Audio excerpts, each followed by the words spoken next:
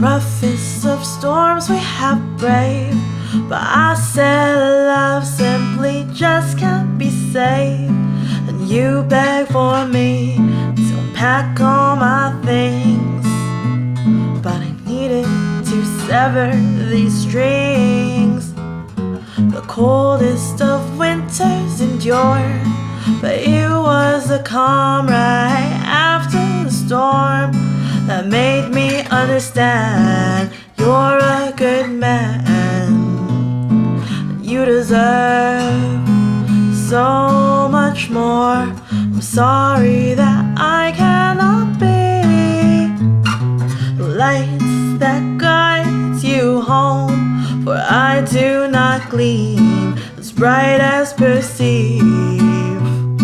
There's nothing here but rocky shores. I'm sorry that I cannot be the lights that guide you home, for I do not gleam as bright as perceive. There's nothing here but rocky shores. They've broken and torn down my doors, the ones that have found haven here all before. But needless to say, you cannot stay. There's nothing here but rocky shores. Cold are the waves crashing on the shores you wish to lay your tired bones on. You cannot stay, needless to say. There's nothing here but rocky shores. I'm sorry that I cannot be the lights that guide you home, for I do not gleam as bright as perceived. There's nothing here but rocky shores. I'm sorry that I cannot be the lights that guide you home, for I do not gleam as bright as perceived. There's nothing here. I've said this before. Oh, oh, oh, oh, oh.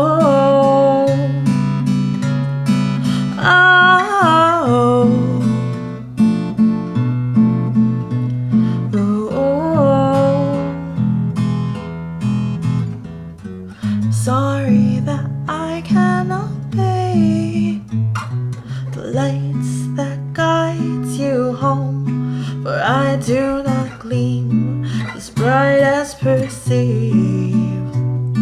There's nothing here.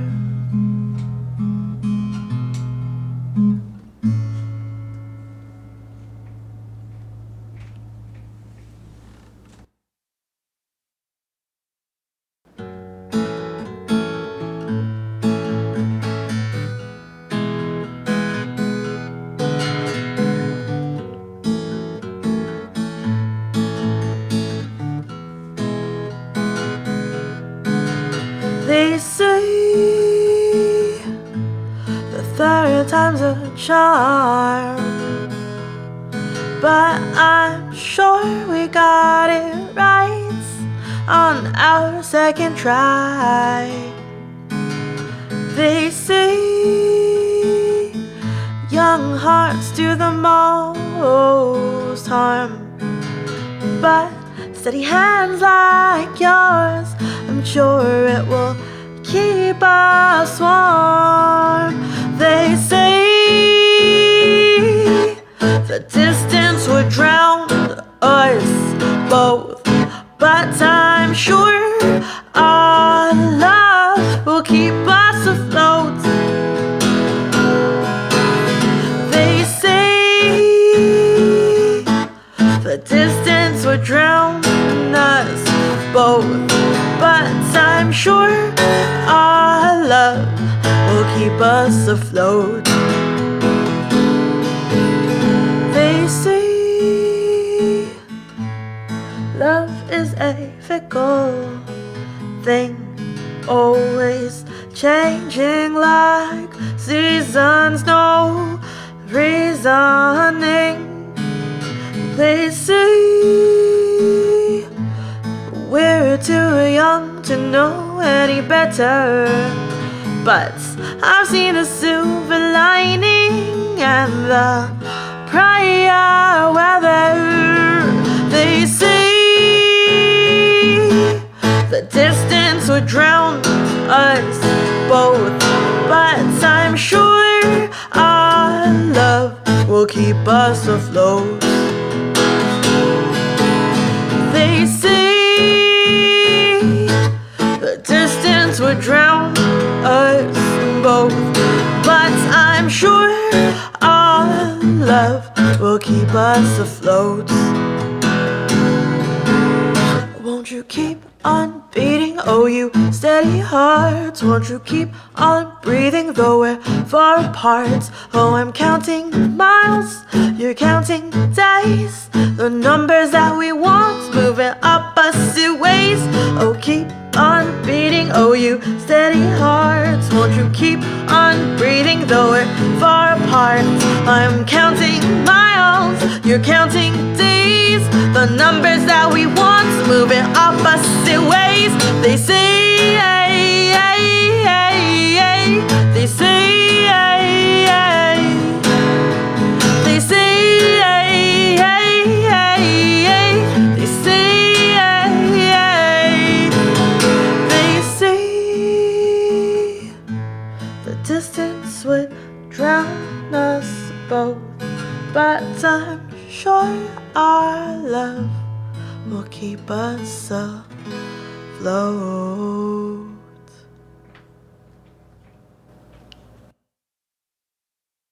In oxygen, but the consciousness is still a hard thing to perceive or measure. Yeah. Like there's machines where you could see certain, numbers or charts, but see how the brain fluctuates. Right, but how? Oh, yeah. Test. But why is it conscious? What color would you like? Green, Test, blue, test, yellow, test. or red? Ooh, Shine fun. on that. Test. Blue. Okay. I'm blue, yabba dee da da. Ooh, that's cool. What were you saying about consciousness? Oh yeah, I was good friends with this guy who's a pharmacologist, and he was so anti like spirituality or anything like that. He was very scientific, but he had this like one thing that stood out that he said was like, you could measure all these things about the human body, but one of the hardest things to grasp is the idea of consciousness. Like, yeah, your heart does this and your lungs do that and your brain does that, but the consciousness behind it, what makes that? It's an energy processing machine. Right. Your body, there's literally consumption and combustion. Right. And without being able to process energy, then you couldn't do anything with your consciousness. Mm-hmm. Like you couldn't manipulate things. We couldn't be here recording. You couldn't write a song. Right. So you have to, like a car, you have to get from one place to another, and without it being able to do that, then there wouldn't be a purpose for it. Mm-hmm. So it's like that whole idea of consciousness is, it's a lot. It's there's a lot of different areas. You could go into different, realms of it. Yeah, but I don't know. It's just, but we are conscious. Mm-hmm. Like something is differentiating us. From is you can differentiate between me and this microphone, like I was saying earlier. Mm-hmm. So I don't know. Just being able to do that. Because if I was trying to be super philosophical, then I would say, but can the microphone, tell that I'm conscious? But that's philosophy. I don't care. I used to care so much about philosophy, and then at some point it's like, well, it doesn't end anywhere. Right. You could just keep asking these rhetorical questions. So I think I like science and stuff, and I like truth, and I like things that are measurable and consistent frequency, because I like frequency. And you like math? Yeah, I like math, but a lot. it's just She's fine. Yeah. But you know what? Where it does get kind of weird, I think, like a guitar. Like, did you name your guitar? Oh gosh, no, I don't have a name. I have a name for my bass. I don't have a name for this guitar. What's the name for your bass? It's Alan, because it's a Alan. It's a Alan Woody, not to be confused with Woody Allen. It's a Alan Woody signature bass. So I was like, I'm gonna name it Alan. And then my hollow body is named Greg because it's like a Greggy Bennett edition Samick. So I'm like, I'm gonna name it Greg. But I didn't do that with this one. I feel bad now. I have a guitar that I really think has like, it's like midway between being conscious and not being conscious. How so? Like, it just there's like a presence to it. I'll show it to you later. Yeah. They're real, like there's just a presence to it. Oh, that's cool. Yeah. What kind of guitar is it? She's a Gibsy. A Gibsy. She. It's a girl. You know what's funny? I picture all my guitars as girls, but I named it Greg and Alan, but whatever. She's 21st century. Yeah, it's a, you know, we can name anything. She's anyone. a 21st century girl. Her name is Greg. Nah, just kidding. Wait, I was like, what song is that? Is that a real song? Come It on, is now. Shannon. If you're gonna say Shannon. So you said you've been here only since October. Since October, I moved up here since From San Diego. San Diego. San Diego. Yeah. So Is it really sunny there all year? it feels Like like this it. day? Yeah. That's Like, nice. I'm such a brat when it comes to weather. And as soon as I moved up here, and then when I go back down south, I pretend I'm like really tough. I'm like, you're freezing in 50. It's 50 on Yeah. a nice day here. But it's sunny a lot, and you know, it feels like there's only a 5-degree difference. Like, oh my gosh, it's 65 instead of 70. It was really Yeah. hot recently, but I mean, in Yeah. San Diego, it's still by the beach. It's still nice and sunny It's in California. warm. Yeah. Well, I didn't realize how sunny it was until like I moved up here, and the vitamin C deficiency was real. I didn't realize it was a thing. I just always would get Vitamin like D? Yeah, Does vitamin that make D. you more tired or? That's supposed to like energize you and like Yeah. give you you know, it's same Probably thing. does. So if you're deficient, then Deficient, so I would feel Again, tired. energy processing machines. Right, We exactly. Consume the sun. Right, we consume the sun and make energy from it, right? Or get. Mm-hmm. Yeah. So Or I guess make. moving here, and I thought I loved gloomy weather, and I still do, but I would feel a lot less energetic, and I'd be tired more easily, and not too much has changed. And I mean, there's a bunch of factors that could have gone into it, like, oh, you know, I'm starting over and making new friends, I have a new job, but the second that it was sunny, I just felt like happier. Relieved or Yeah. something. Yeah. So, you know. That's it's a good true. balance when you realize if you don't have something and then it's back again, you're like, wow. Oh, that's what it was. You can hear me. Pretty sure. But yeah, the vitamin D. So I've been taking supplements in addition with just absorbing the sun that's I coming try out to now. just hang outside for 15 minutes. On my break, I'll hang out for 5 minutes, That's before I go good. to work, and then after, I'll just stand there, like, just absorb it. Mm-hmm. But, you know, funny about, like, we were talking about mics a sec ago, you know? And, like, there's something, you get to know them. You know, like, I know these mics, and I know, like, kind of how far at what's it called? Gain, you know? And how it's going to pick it up, and what kind of frequencies it picks up. Just you start getting to know it, right? And I totally forgot my point. I think it had to do something with river microphones. How you know the mics? Oh, yeah. No, my point was that you know the mics. Because you were saying earlier that you were, like, describing them all to some to Yeah. a So class. So one just of the describe them, since yeah. I've never done this on the podcast. Okay, so, and I'm not the best person No, to dude, describe still. this. So it would be like there's directional mic where it gets the sound directly like in front of it. It won't get too much from the back, so that's really great for like live performances. Capturing a vocal. Right. That's playing guitar. Right. That's the mic that they're going to send me that's like Doodler. Like Ooh. the one that recorded Michael Jackson. Vocal Oh. mic, like specific. I don't know if it's a vocal mic, but I Yeah. know that that's what they use it for. That's great. That's gonna be exciting. So with like, you know, We should these say shout out to Shure Microphones. Shure Yeah, Microphones. sure. Because they're sending us some mics. sponsor That's cool. They said they're product sponsors. Product sponsors. So we can shout them out when we use them from time to time.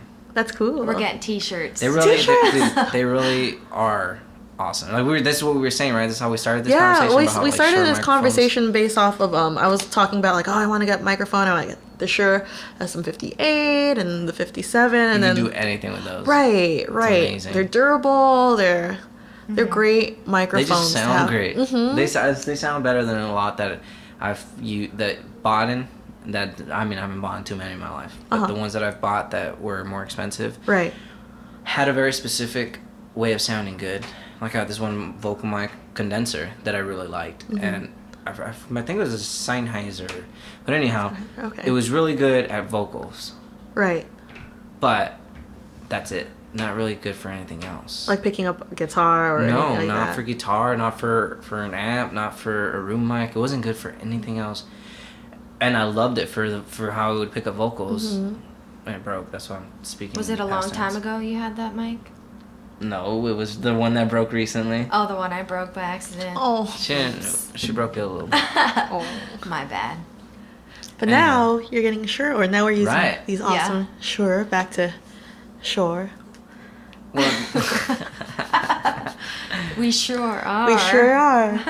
They're like, we take back the product. So like, no, but they're great. I mentioned this earlier. There's a convention down in Southern California. I think they have one in Nashville called NAMM, and I'm gonna butcher the acronym, but I'm sure it's like National Association of Music Makers or Music Making. And Shure was one of the booths that were there, and I was really set on a different mic, and I was like, oh, I want to check out this booth, but I guess we'll check out Shure on the way there. And then they had these really cool, I can't remember the names, but mics that you could plug into like your iPad or your iPhone, and the way that it would pick up was like, and you could put the different directions on it, so you could have it as like bidirectional or omnidirectional, or just like I think there's other settings, but I can't remember. Do you use an app? And there was an app, you could use the app that it comes with. Okay. And then you could also use it on like GarageBand or what other apps you could use to record, and I had a list of different ones, and it was great. It was great to like get really solid sounding scratch tracks, or even like they were good enough that I could like post as is, as like do you just know about from your Hum? phone. That's like the future. Do you know about Hum? The app, dude, you should look this up, because Hum. Yeah, it's a really great songwriting app. Is It's it just HUM. okay? It's like green. It's $2. Oh, it's not bad. It's just so like it takes a really good. So you press record and it'll take a really good sound file, compress really but it sounds good. Oh, okay. So it doesn't waste any memory on your phone, because I used to just go through my voice memos. Yeah, that's what I do. Hum uses way less memory. Like 10 of those is one small voice memo.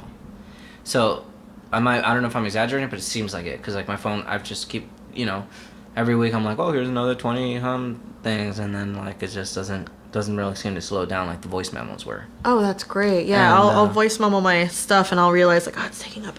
And you can write the lyrics, right, and title it, color code it, put what key, put what tuning you had, just to help you in the future. You write 10 songs and you try to think back, was that a Oh, what key was that in? Yeah. What key was that in? Yeah. So there's that, and then if you're on the screen where you type your lyrics, it won't go dark, so that you can like put it in front of you. You can read off the phone, and it won't, turn off on you mid-song. Oh, that's great. Yeah. That's really nice. Yeah, it's grand. And you can, from there, send it straight to an email or to a text message it to somebody. Oh, that's cool. It's a great Hum. app. Hum. That should be the next. Isn't it grand? Sponsor. Oh, they should sponsor us. Yeah. Listen up, bastards. Yeah. Hey, Hum. Just start like listing things that like we really like and hope. Hey. That's pretty much. You never know. That's kind of how Yeah. it works. Like, Yeah. That'd be sweet, Just but I don't reach think they're out. making like a ton of money, or are they?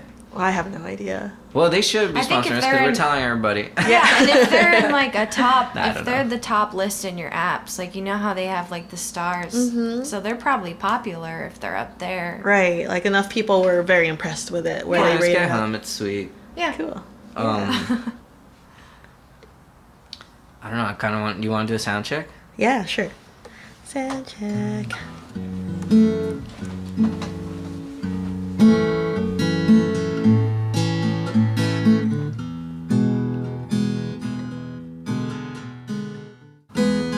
load.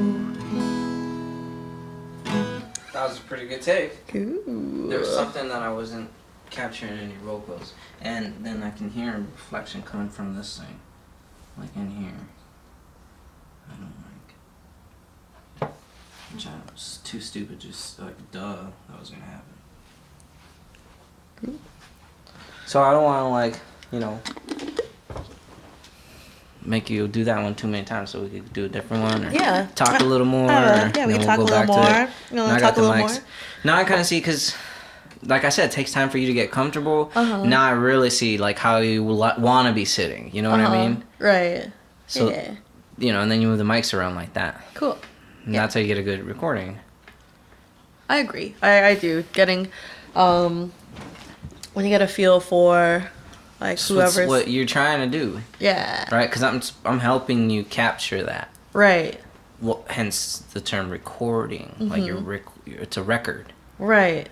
No, and I totally get it. Like, as far as, like, audio goes, or even with, like, photography, or with live show versus looking back at the video, you know, there's a different energy that you're putting out as a live show. But then when you look back at the video, something might, you know, it might not capture it the way that it was perceived by the audience or yourself. There at the time. Right. Right. Well, yeah. Well, you, first of all, the microphone on the phone takes the whole thing, right? And it kind of like, it's highly compressed. It's a certain sound. So there's that. Because when you're there as a person, not only are you hearing like the bass, but you're feeling it, man. At a concert, you really, Yeah. and your whole chest is vibrating, you know. So there's that. Right. Yeah. But how to get that onto, you know, to sound good? Phones do a pretty good job. But that's why I like vinyl so much. You can't feel the bass. To me, vinyl kind of like is like a, I don't know, because it's like, what's the best way to record something? Who knows? Like, it's subjective. You know, what sounds best is also subjective. I just think vinyl, you can really take something and record it, make a record, and then play back the record, and it really almost sounds like they're in the room with vinyl. I think. I don't know too much about vinyl, but my friends who, you know, swear by vinyl and love vinyl, and I was like, what is it? Is it the, like, novelty of, you know, age? Is it not, like, what is it about having the vinyl? And it's like, most of the time it's like, it sounds different. Better. Right. But not like new music that they like, because a lot of people come out with a record and then they put it on vinyl. I saw that and I was like, they're poor representations of the music. Not even that the music is bad, is that it's a poor representation of that person's music when placed on the vinyl, because it just doesn't work. Like, it doesn't translate better. It should be mixed and recorded. First of all, recorded, I should say first. Recorded and mixed to sound good on vinyl. Right. Or like even at the mastering level, you think maybe no, I think it's recording even before and, that. And yeah. So would they like say they're releasing it for, you know, download versus releasing it on vinyl? Two separate. That's another thing. You're like, when you're mixing it for download or for your car, like you're mixing different frequencies and you're making different things prevalent. But vinyl is vinyl. You have to capture a room. You capture a room and you put it's kind of important that the person that mixes it is the person that recorded it, you could say, because you see where everything is. You know all the little details, like, oh, there's a little something I'm hearing over here, a little extra high frequency to the right, maybe it's because that's where my fireplace is and all that shiny metal, you know, the metal curtain is vibrating, like just little things like that, you know. That piece of tile right there versus carpet on this side. Oh, okay. You know, just like that. I just know this little spot is there in the room, and I'm aware of my fireplace. So just being like observant of like the surroundings and how sound is going to bounce back or be observed. The TV behind you, things like that. Like, like just what the walls sound like, what they're made of, all those things. And so you capture a room, and that's how I hear when I hear really good vinyl records and there's something to it. I feel like that's what was going on. What would be like one of your favorite vinyl records right now? I really Like it doesn't have to be new or No. Well, yeah. I like the old ones because those recordings don't even exist on the internet. Like if I Google, like all of them are my favorites because you know my Beatles ones that I have and my Zeppelin ones and my Carter blues family? ones, my Carter family one, my Hank Williams, my Sinatra ones that I have that I listen to a lot. And I mean, I tend to rotate through all the ones I have because I love them, but it's not like it's the quality of the representation of that music. It doesn't even exist on the internet. If I Google Frank Sinatra, this one, you know, vinyl, unless someone ripped it directly or sometimes records on their phone, but you lose quality. Right. But like that, you can't hear it on the internet because even if it's that same song and the same original recording, it's been processed and remastered, quote unquote, and you're not getting the same mix. It's not the same. You know so what you I mean? can't like emulate that same tone, the same sounds, even if you remaster. If you can you emulate that and put it onto digital, maybe, probably, you probably could do that. But nobody does that. Like what they do is they take these old recordings, you know, like they take Beatles music and then they remaster it, and then they just like nothing. Current mixes are what is it called? Compressed? No. They're centered, not balanced. You know, you don't get the bass over here, the drums and bass over here, is a horn section here, and the violins kind of take up this much space, and the vocals are just slightly that way. And then, you know, you don't get that. And that's balance. Right. Now you just get all centered. The snare's always down the center, so is the kick, and so is the bass, and so are the vocals. You know, and then the guitars are like on pan left and right. So it's like, it's just, you get this like center, just compressed music, and it's not a good representation. Versus capturing how it is in the room. In the room. Right. And I think somewhere along the way, perhaps people lost that art because of, for whatever reasons, overdubbing, you know, or just for a lot of different reasons, and it became like, it's like, it has to sell. Right, it has to sell, or it has to be, you know, it doesn't have to be brilliant, but it has to be perfect. Like, and you gotta be able to, it's gotta, I don't know. Yeah, I mean, but you know, funny enough, you get like people coming out with records that are selling and all of that, or they're pretty popular, you know, and they're touring and all that. Right. But they're not on the billboards because you have to pay to be on the billboards. You have to go through certain markets. You have to be a part of whatever association. You can't be independent and be on the billboards, no matter how well your music's doing.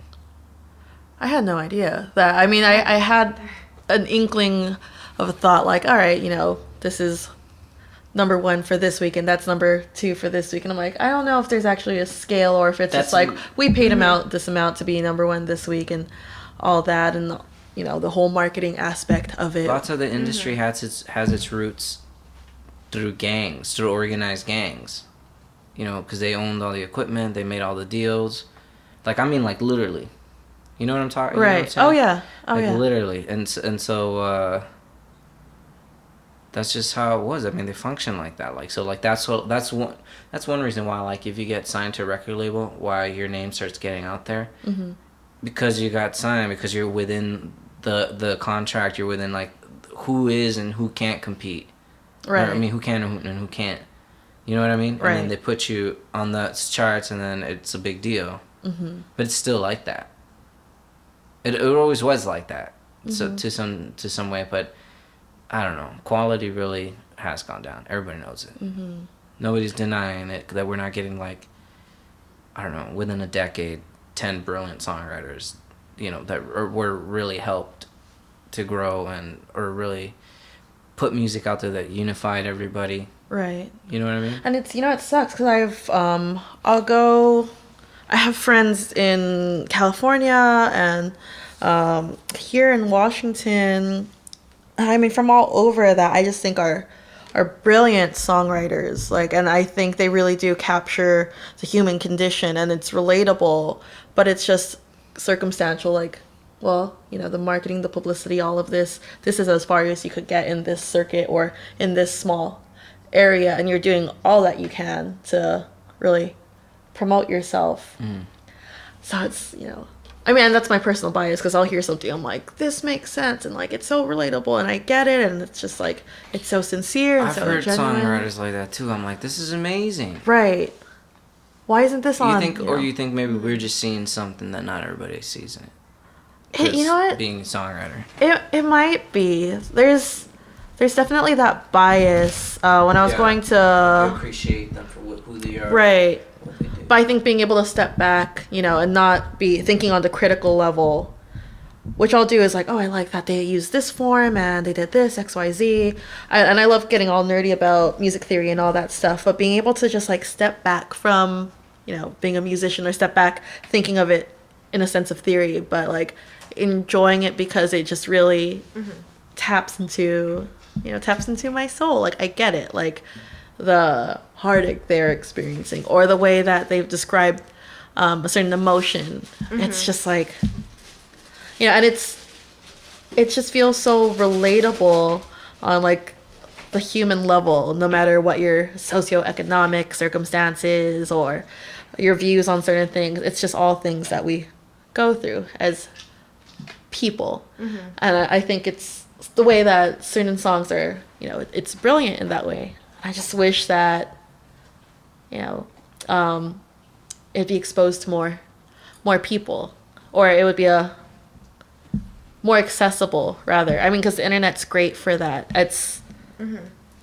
a great way to get people in front of music that they wouldn't hear in any other way. But it's just so... Oh, for real? It's vast, though. And that's the thing, is just being able to, like, hey, this is the kind of stuff I like. And it's hard to narrow that down. And there's filters that you could figure out. There's hashtags you could look up. But, I mean, I'm still figuring out and finding things that I like. That I'm like, why wasn't this easier to, like, Dude, that's such a good point. Like, there's so much content out there that you have to filter through it. That's such a good point. Yeah, and it's it's a good. I like having this problem because that means people are creating. There's people, and there's gonna be something for everyone specifically. There's so many songwriters out there. Right, and I mean this goes for all media sorts. I mean, I love the internet for that. Like, there's things that I don't personally like, but I know someone explicitly likes that thing, and to have your genre represented or something that you enjoy available for you, and you don't have to look in all these obscure places. Like you could find things that you like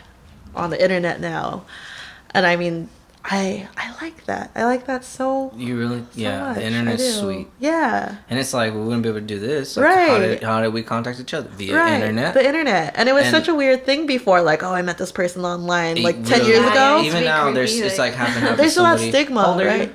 I'm 28. We'll see, like, I'm 26, but like anybody like above like 30 and up, I really get like we're on the border of. Yeah, we're in that weird. Because I question it too. Yeah, there's still that like, well, there's almost that kind of weird shame when you say like, I met this person online through this forum, but then there's also this like, well, that's how people. If I didn't have all that stuff on the internet, though, you would question it even more. Right. Because like that's what it was when I first started it. Like nobody wanted to do it. Because people question it a ton. Right. And, Yeah. I mean, I get it. Yeah, there's having that online presence, and it's so normal to one generation, and it's still a little bizarre to like the other, but the in between, like I don't know. That's like us. Right. Because the internet came about when we were teenagers. Yeah, where it was still when like... I was like 14, that's when... So I guess you were like 16 when YouTube really started getting big. And then the content on YouTube, I like to call it... All day. Yeah, it's... I like to call those like YouTube classics, where everyone just posted like all the stupid stuff that they wanted to, like, cat videos, them playing piano, or... That's true. Right. People did that a lot because they didn't take it seriously like they do now. Oh, yeah. It's like, if I put something on YouTube, it has to be good. Yeah, the production, and which is great, but at the same time, I'm like, man, I just want to record just people just funny, having it fun. I know, I still do. I'm like, well, here it is. But it's not the same because there's so much content to filter through. Like, like what you were saying. Right. I mean, and I have a lot of respect for people who are able to like put out like quality content every week, because I'll like put up a recording from a live show just for the sake of friends seeing it that want to see it, and I'm like, all right, well, here's it me is doing what I do. Yeah, this I is get you. From if you were sitting here at this spot, that's what it would sound like. Right. It's not. No, I know. Well, see, that's why I do this. Yeah. Because the quality's gonna be good. Yeah. And I don't know. I mean, it's just a new world, and I'm trying to fit in. Mm-hmm. You know, but by fitting in, we all kind of shape ourselves. Right. You know, and something's got to give, and it'll turn into something. Like the new music industry, who knows what it's gonna be. Mm-hmm. But I think that most importantly, it's gonna be in the hands of musicians. Mm-hmm. I mean, and I really do think the internet played a large role in it because it tapped into a market that these big names... It was a huge market. Right, that they didn't know, oh, this is popular, oh, this is something... And they all toppled all those record labels. And you know, they'll see what's trending with, like, this is what the people of the internet like, so we're going to, you know, take that one thing and then figure out the formula of why that's popular and then now put it into... When was the last time you bought a record? The last time I bought a record was... Oh, by which I mean any. I mean, it could be a CD. Oh, a CD, like just any record. Oh, but see, mine was like 2 weeks ago, and I saw a friend's show, and I really liked their CD, so I was like, I bought a CD. Yeah, and I'll go to local shows a lot, and so at local shows. Yeah, at local shows. When was the last time you bought one at a store? Bought something where you didn't see them live. I didn't see them live. Okay, this was about a year ago, and I was. Yeah, it was about a year ago. And it was just a random impulse buy. And I don't impulse buy a lot because I don't have money to. But it was an impulse buy just because I recognized the name. And it was just on whim. Like, oh, I really like the album cover of this. And I've heard this name before. And it was totally random. Like, I'll just take a listen to it just because I don't do that anymore. Like I used to when I was... Before the internet. Right, before the internet. Because now you look it up. Mm-hmm. Okay, so a year ago, random impulse buy was the last time that you bought something that you didn't see live. Yeah. So now you pretty much have to be torn to sell and hope that there's people like you that are actually going to purchase it, because most don't. No, they don't. And it's... So how do we make money as musicians? You know, if I knew, if I knew, I wouldn't be sitting here. This would be a tailor. Like this would. This would be a no. Right. Fuck that. I love I do like this talking meeting. I do. What is the secret? What is this? Jeez, how if I know? But I mean, dang. That's a good question. If anyone knows the answer, you can contact me. We had someone tell us what Twitter me. They saw the end of the rainbow, and we don't remember what he said. Oh, he no. was there. What did he say? But he did tell us. I don't know. Did he say it on the podcast? I don't think he said it on the podcast. It was he like purposely was like, I'm not gonna let them know all the secrets. No, he just told us, and we forgot. We were just dummies because we were just getting out of work. Like that's the situation where we get out of work and we go straight to Guitar Center and somebody's there playing a song. We're like, hey, want to come over and record? Anyhow. Oh, that's cool. His name was Superman. Like. Superman, yeah. Sounds like I'm making this shit up. It does. Like, did he choose that name? No. His mom was like. Yeah, Superman's a good name. So his name's Superman. You're set up for success with that name. Oh, I don't know. Anyhow. Superman. So he told us he saw the end of a rainbow, and he said that it cut off like 2 feet from the ground. I think he said there was a shadow. Oh, he said there was a shadow. Wow. That's what he said. But I don't know if there was something else. Maybe that does make sense. So like if light cuts somewhere and then the other half is the shadow? Physics. That's all I can say as my input. He said he saw it. I know, right? That's all we're trying to like wrap our heads around it. But how's that possible? That's what he said. He saw a shadow behind it. So I guess that makes sense. If light was bouncing off in the other direction, there must be no light, or be going through. It has to hit the darkness somewhere. Interesting. Right? Its own light creates a That's shadow. What he told us. See, we do remember. There's some brainstorming to just a little thinking. But it worked, yeah. Once I started mentioning his name was Superman, it's because like when she first said it, I was like, I can't go into the store. She's gonna think I'm lying. You know, well, his name was Superman. Did you guys ask him why it was Superman? Like, did you ask him like the same questions where it's like? But not right away. He actually told us before we asked. Because he was like, oh, my name's Superman. I'm like, cool. Oh, okay, hi. Like, I didn't question it. Like, I hang around. Dude, think about, come on, I meet musicians all the time. Right. Artists, and I'm walking around talking to homeless people. That's just the crowd I'm with. So I don't care. Right. And I know how to maintain. Right. Anyhow. So yeah, so then he was like, so you're not gonna ask me like, well, or he just started telling me, he's like, yeah, my mom. And I was like, oh, that's cool. And I was like, I asked him why, like he was telling me, and he was like, oh, because you didn't ask, and I remember everybody asks, was I born with the name Superman? Yeah, most people are just like, yeah. I mean, I would wonder, but I worked, I work with very small children, and I worked overseas too. They're like from 1.5 to like. Oh my God! You take care of 6. 1-year-olds? I shouldn't be allowed to, just because. I mean, and I'm not. I only teach them music, and there's another teacher there, but it's still like frightening. Like, human body, you're so small. I don't want to. I don't want to break you or step on you or drop you, because that would be really bad. Because I'll go to jail. Yeah, because that would hurt you more than I'd get in trouble. It would hurt me more than you, because I'll go to jail. Because I'll be in jail.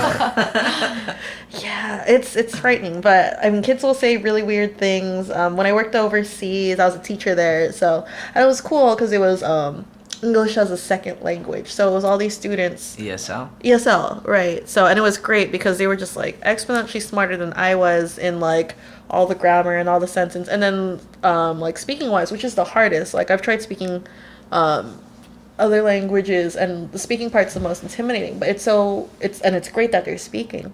But they would say really weird things, or they would choose weird English names. Like some students were like, I want to pick an English name. I'll pick Emily. I'm like, okay. I'll pick James. I'm like, okay. I'll pick Iron Man. I'm like, I'm not going to question it. So, all right, I'm putting in here Iron Man. And so it would be fun to like yell in class like, Iron Man, you need to sit down or else you're going to blah, blah, blah, blah, blah. Or, good job, Darth Vader, answering question 3. Let's turn to the page. Sweet. It made it fun. And kids do the same thing. They're like, I'm dinosaur so-and-so. And I'll address them what they want to be if it's going to get them to... That's awesome. You remember them all, too? Man, As a teacher, you must have to remember, and I feel bad because I'll call, like, some of the other teachers other names, and it's like, you have to understand, I see, like, 300 kids at this place, and then, like, another 50 here, and then rotating kids, and... knowing all the teachers' names. Yeah, of course. Yeah, so when you say Iron Man, like, thank you, because then I'll know it's like that kid. That kid. He stood out.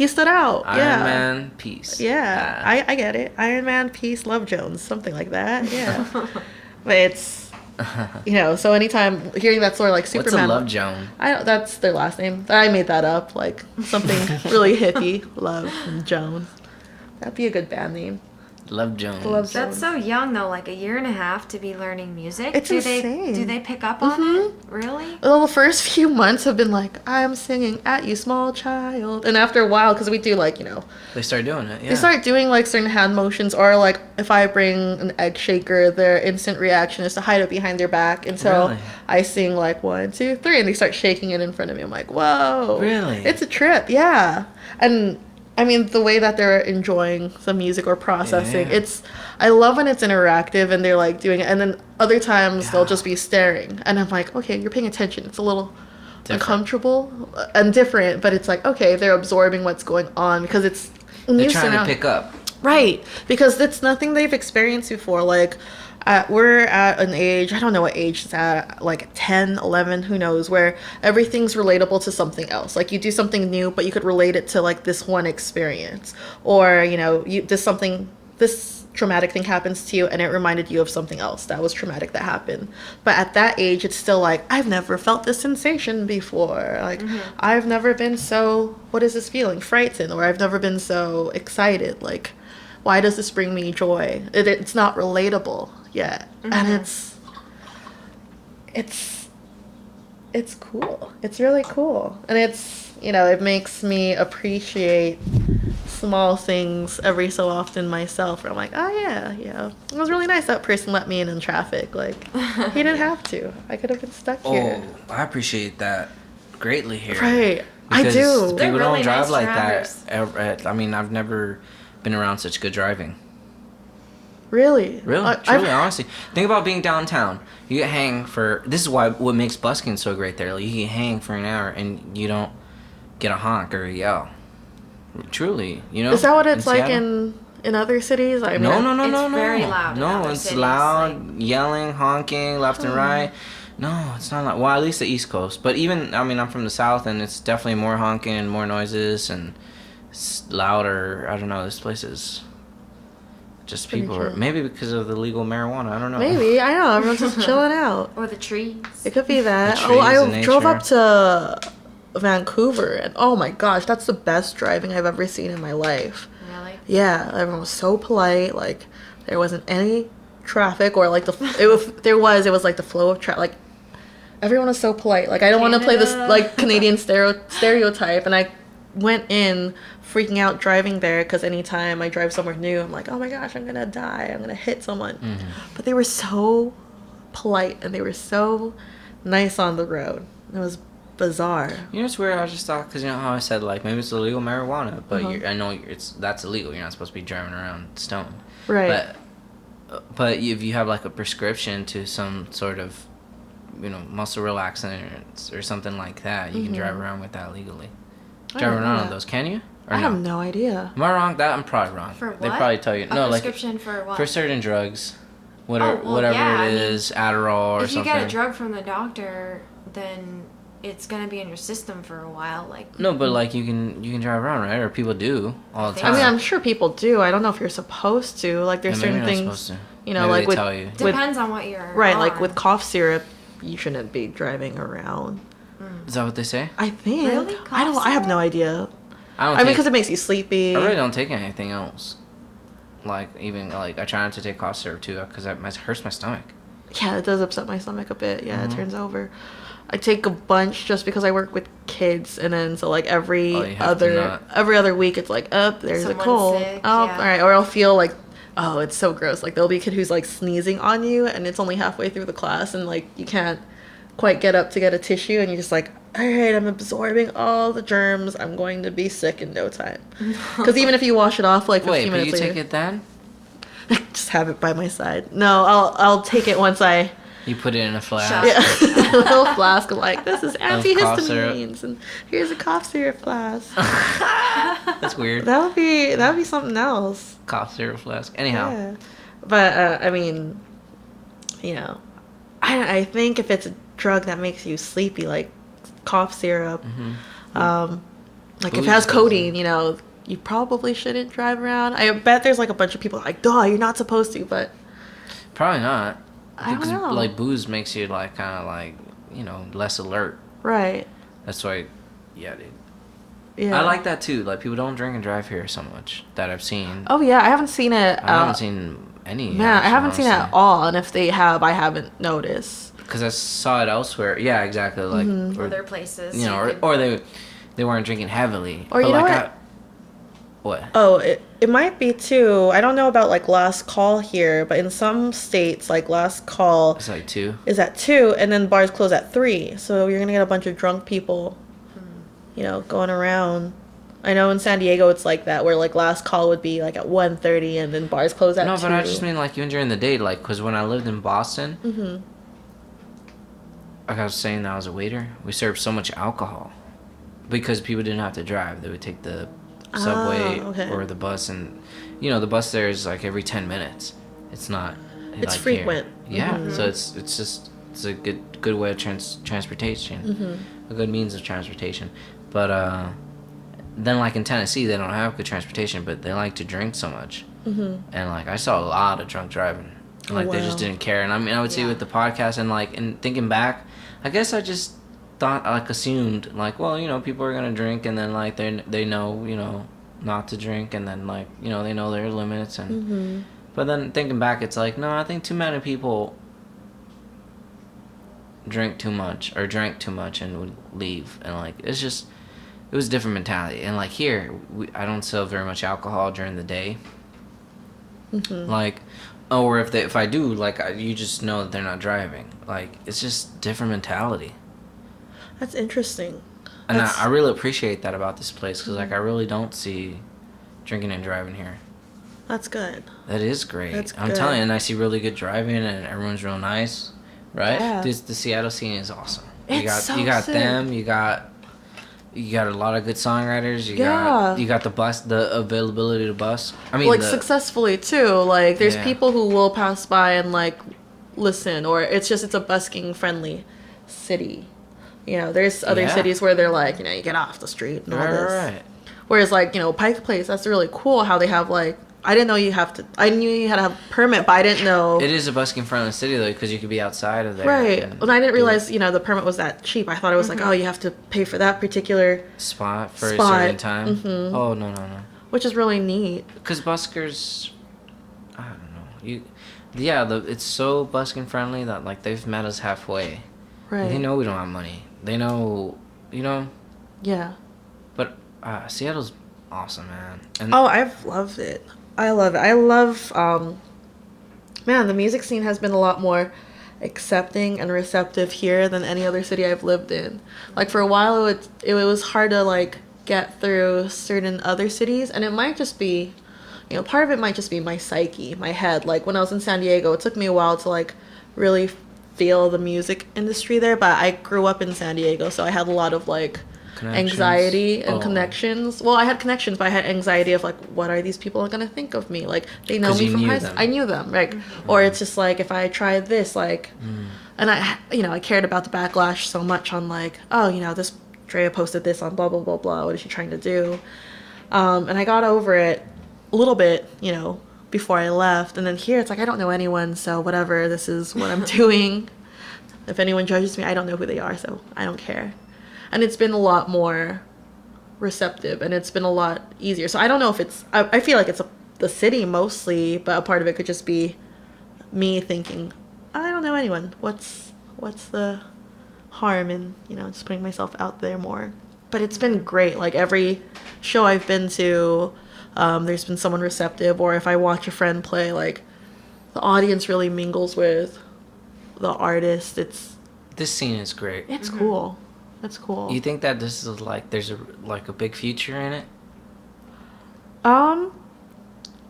Like this could be the next the next Nashville. Like everybody comes here to just Emerald City scene. The Emerald City scene. That's what he calls it. Yeah. I called it that on Twitter the other day, but like just to try to like that's how I'm seeing it now. Like but I feel like it's been a scene, and it comes in waves. Like, but it's not Music City. You know what I mean? Yeah, And I mean, I know, Nashville's like, Music City. in the 90s it really was, and someone told me, like, the backstory of... because there's, like, there was really big bands that came out of here, but it wasn't like Nashville. Like, it wasn't, like, 1,000 different great artists were based out of it. You know what I mean? And that's what's happening here now. Like, we're all moving here. And I feel like just more and more noise is coming out of here. Like, you know, I feel like if all the musicians just started moving here. Oh, that'd be great. That'd be fun. Which is what's happening though already. That's what I'm saying. That's what I'm feeling it. Like it's like the Emerald City scene. There's so many different genres already. Oh, too. yeah. Just from being here, like it's like hip hop, electronic. We had the first electronic. What is it, like soul? Wait till they all start. Blues, oh no, it's been great. Like this myself. I've just been doing like acoustic, very, I guess like indie, a little bit of jazz feel to it, loungy kind of sound. But I found a lot of other projects. Like, I was working with someone recently on like a few electronic hip hop tracks, which like I always wanted to do, but I never knew anyone in San Diego who had the same vision or had like at least meshed well, or you know, like I have friends who are great artists, but like we try to jam and it's two different tones, or it just didn't work out, and which is fine. But I've met so many people from different genres here and different projects where it's like, oh, cool. It's good like, to be flexible though. You gotta learn to be flexible to be a good musician, and you just do. Yeah, it's important. It is. You know, it's.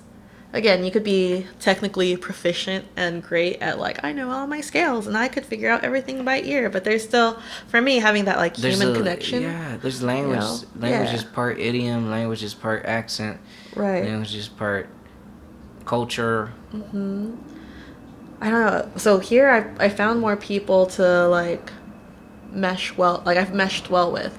And a part of it, like I said, it could be that because this music scene is growing, another part could be I'm just finally out of my head, and I'm not worried as much as like what are people from my past lives, if you will, gonna think about it. Yeah. And it was people's opinions that I respected, and that's why I was so anxious, because they were musicians or friends who. You think maybe you didn't respect your opinion over theirs? It was more like, I think the fear of judgment, like, oh, she's supposed to not do that or this. Because they know who you were. They know who I am. When you were younger. Right. Well, yeah. Did you know who you were?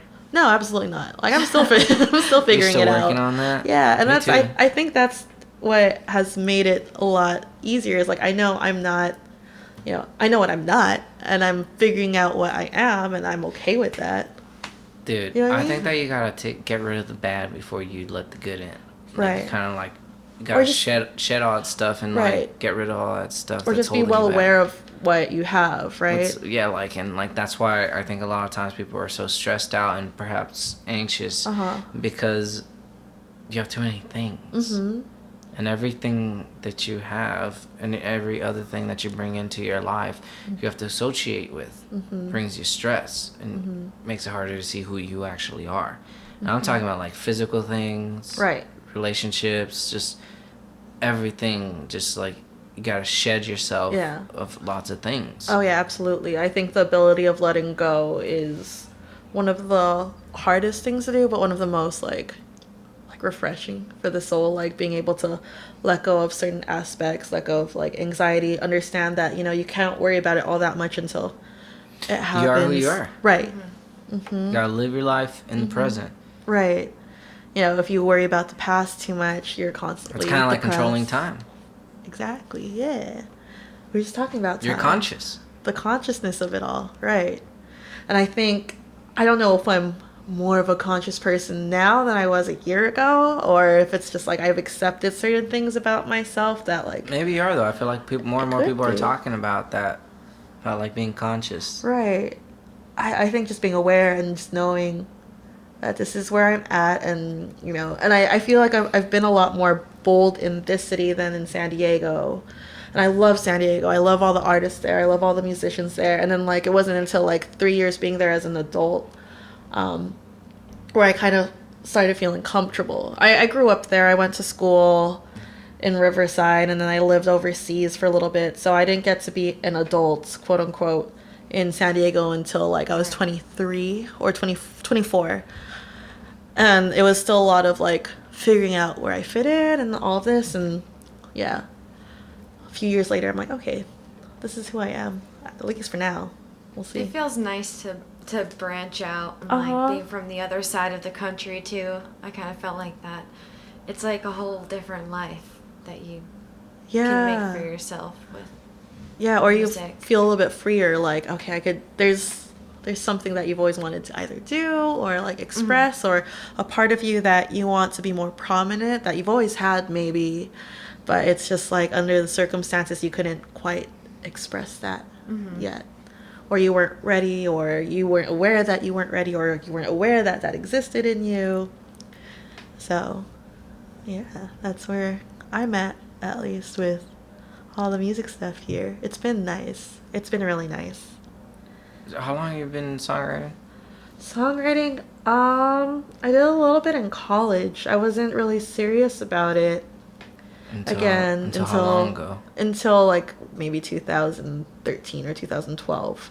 Like I've always enjoyed it, and I did it So like 3-4 years? 3-4, I guess. Yeah, 3 or 4 years. It feels a lot longer. I've been writing songs since like 6th grade, but it wasn't something that I wanted to do and have out. It was just something that I thought was, oh, well, this is something I do on the side.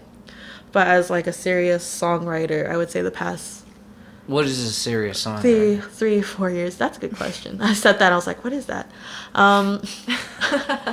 Serious songwriter. I mean, for me, it's not hiding that I do it. For a while, I would hide, like, oh, yeah, I write songs, but You would? I would, just because I was really shy about it, or it's just like the social expectations of like, Yeah. you were like this, so we expected you to do something of this caliber. Oh. And I'm like, oh, sorry, I didn't do it. Not too sorry about it. I don't know. But like, this is something that I want to like do and pursue, and music is something that I will always have a part of, or be a part of, rather. So, yeah, you know, having my music out there, that's what makes it a little bit more, I guess it makes it serious. And I have come to terms with that, and you know who you are. I know who I am, yeah. Good. Yeah, I like it too. Let's do some of that then. Yeah, we'll do some of that.